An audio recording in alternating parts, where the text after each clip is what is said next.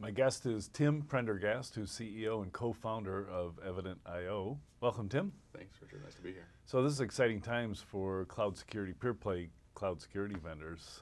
Tell us what you've experienced in the last year. I think what we've really seen is the market's matured and ripened to adopt what cloud security really means. It started off as a term where there was a lot of confusion about the various layers. I think as we've seen people progress the maturity curve in cloud, they really started to understand the unique needs that the environment has that are different than they were in the data center, and have been able to identify solutions and suites that will work really well for them in addressing the new challenges they face as they move to these very dynamic environments. In the adaption cycle, I guess, do you see them, enabling Evident, on a test platform and say, oh my gosh, we get so much out of this, we have to push it everywhere? Or do you see them coming to you, hey, we've got a plan for a cloud thing, we need you first? I've seen both, and we've actually seen a dichotomy in the market where, if you think about Moore's technology adoption curve, there's the innovators and the very early adopters, and those people tend to really understand the challenge in the cloud because they've been doing it for 2, 3, 4 years now, and they tend to find the value in the platform very early and do a homogeneous spread across their entire environment. And so they'll say, okay, we're going to use this as a standard and cover all of our infrastructure with it. And then we have a lot of emerging players in the early majority where they come in, and it might be a bank or a manufacturer putting their first workloads in the cloud, and they want to start with a good basis from the ground up on the dev and test environments. As they progress towards production, they start to add on more platform coverage. And then over time, they mature additional workloads and continue to grow. I think the constant that's driving this is that the cloud is being used more and more every day, not less every day, by these companies. Give us a refresher on what Evident.io does. So if you can think about it in the sense that we've gotten away from a very traditional data center model where you had a bunch of servers and operating systems running everything, and into a model where you have servers as a component amongst 50 or 60 other cloud services. But all those other services are only API accessible. There's no IP address, there's no operating system, there's no way to install your own software on it.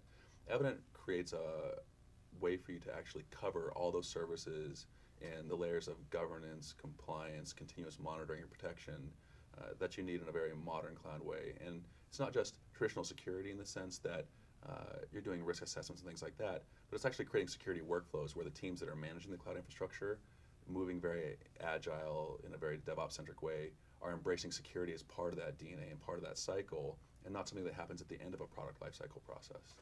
I was amazed at the onboarding process because I'm using it myself, and it literally was a few mouse clicks and I was getting the information. Oh, absolutely. We have a running joke, which was, at one point, I think I had said it in a booth at a trade show, if it takes you longer than 5 minutes to set it up, I'll buy you a case of beer, right? And someone's like, any beer I want, and I started getting like, ooh, I don't know how expensive some of this stuff gets. Yeah. But we've never had to pay up on it because we very thoughtfully designed it. And the way we designed it was very much in the way you see Salesforce and other companies deliver value. We focused on easy onboarding, short time to ROI and value discovery by the customer, and then get them into that workflow that counts for security. We all know that sometimes you do 6 or 9 month POCs on traditional products.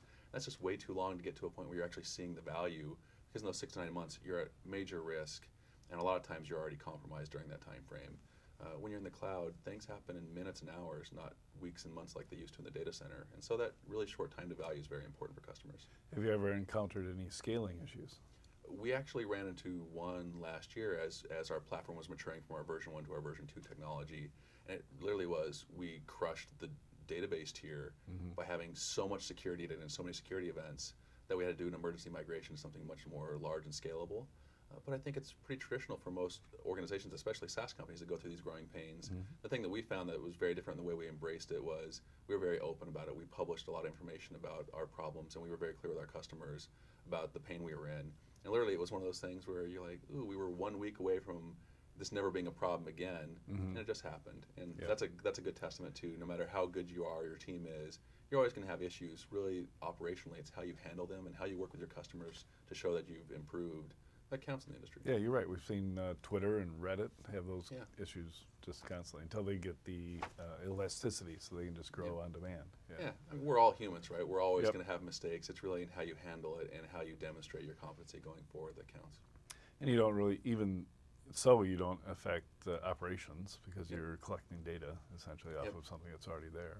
Yeah, so a thoughtful part of our model was not creating a massive impact or point of failure should our solution run into an interrupt situation, right? And for our customers, it was awesome because they have high SLA commitments to their customers. They run very important production workloads.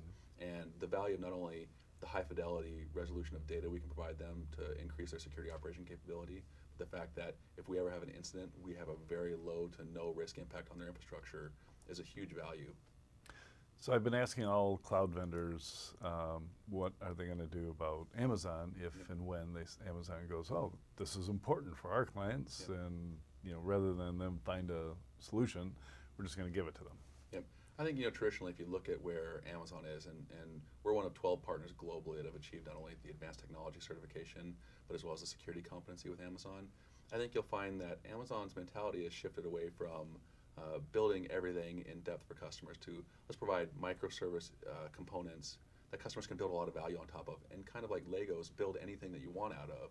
At the same time, the value we deliver is not just in the core security functions, but creating the workflows with the depth of detail and correlating multiple data sources together for those customers. So as Amazon adds more data sources and security capability, we can not only consume those, but add value on top for customers. And so our partnership is intact by this. A lot of people feel threatened by they're moving to endpoints, some other areas. We see it as a good way to drive the industry forward and to move away from point products into feature-rich solutions and platforms that create more value for the customer, and let the providers create infrastructure components and let the ecosystem build value on top of that by tying multiple components, even outside of Amazon, together as people move to Azure and GCE and also want to tie together other security solutions that become API enabled. Right, so that seems to be the big value proposition is Amazon might give you part of this, but you need to get something that pulls it all together, even for your private cloud. And for a lot of people, in the sense you think of a DIY environment, you have to have all the security expertise and free resource on your team to do a lot of that. And frankly, unfortunately, where we are in the industry is we are really short on information security professionals. And then cloud security professionals is like you're in the field and you see a leprechaun riding a unicorn over the rainbow. It has gotten to that level of rarity. And it's a challenge for a lot of companies. I think your traditional insurance, financial services, manufacturing companies that don't have the same amazing teams that have been built at companies like Netflix and Adobe struggle to attract that talent, especially when they're early in their journey, because there's more risk earlier in the journey. And so a lot of times they feel like they're going it alone, and that's where partners like us are going in with Amazon jointly to help get these customers not only accelerated to cloud, but teach them best of breed practices and get them to where they can be up on stage talking next year about how successful their journey was and how it's better than it was in the data center. What are some examples of immediate value gained by somebody who's launched Evident? I think just the comprehensive visibility is the first thing people see. Often within rolling it out, and you may even have seen this, you find something you didn't even know was a problem. Oh yeah. And we've not failed to see that happen at customers. And their awareness alone empowers them in a way of saying, okay, things aren't going to happen without me actually knowing they're happening and being able to do something about it. And then they dive into extending the platform, building their own custom policy to meet their corporate needs or their regulatory governance. And it doesn't stop there. They start integrating to Splunk and ServiceNow and Jira and Slack and all these technologies their team uses on a daily basis. And we become part of their DNA. And I think when customers talk about us, what they like to say is, it's changed the way I operate, and it's changed the workflow. And someone had an article in TechCrunch came out yesterday, and we got a shout out about DevSecOps isn't here at RSA yet, but people like Evident are going to make sure it's here next year. And I think that's an important statement, especially when you have evangelists like Shannon Leitz at Intuit and Brett Lambo and Mike Schreiber at Capital One out there shouting security from the rooftops in a very DevOps way that we haven't done as an industry before. So the open sharing and that community that's building is going to be very powerful. Is there a forum for Evident users? We have a bit of an internal community going. We're going to be adding some more support for community later this year. But I think right now we directly connect our customers and we create an ecosystem in that sense. And we want to continue to enable that because socially it's very important for them to know, one, they're not alone in this journey, but two, learning from each other's best practices and taking advantage of the work that others have done. Very common DevOps principle, something we're learning in security and applying in a very powerful way. And I am excited to see not only that forum, but the forums like, there's some DevSecOps conferences coming and some other things coming up that are really going to start to rocket this community. Do you have you noticed any single vertical that's adapting security better than another in the cloud?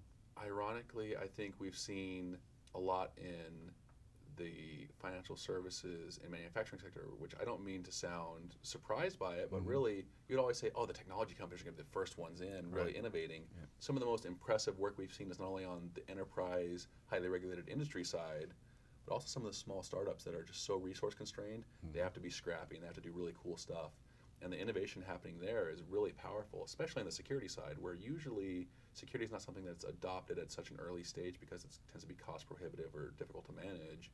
They've taken advantage of this emerging set of services and tied them together and created something really powerful as part of their DevOps process. Continuous integration and security, marriage made in heaven. Cool. So what's next between now and when the conversations all around DevOps security? You know, I think we're going to keep pushing the industry pretty hard, and I think you'll see us out doing a lot of talks, doing a lot of thought pieces in the media, because it's a discussion that has to be had, and it's undeniable that the workflows enabled by security and engineering teams working tightly together are way more powerful than working apart.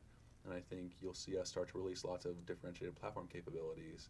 You know, we were excited. We announced the first real-time cloud assessment engine last week, and on top of that, there's so much more we can build around incident response and other capability that we've not seen in this industry before.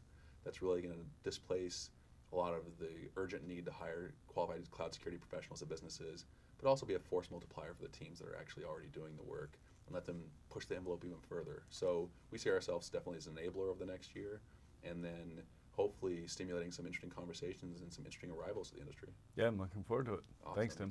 Thank you.